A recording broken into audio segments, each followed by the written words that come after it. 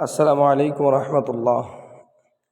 প্রিয় দিনী ভাই ও বোনেরা, যারা ফেসবুকে লাইভ করতে গিয়ে রোটেশন হয় না, তাদের জন্য আজকের এই ভিডিও।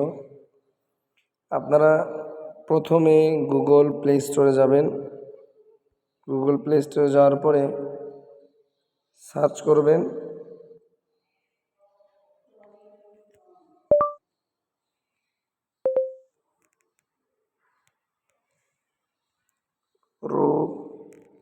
রোটেশন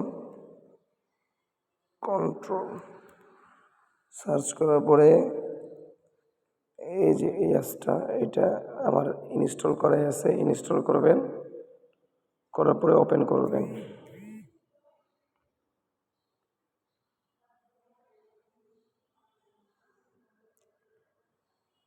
ওপেন করার পরে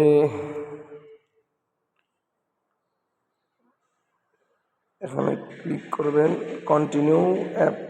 এরপরে 4টে অপশন আছে, এই অপশনে রোটেশন অন করে দেন ফেসবুকে যাবেন।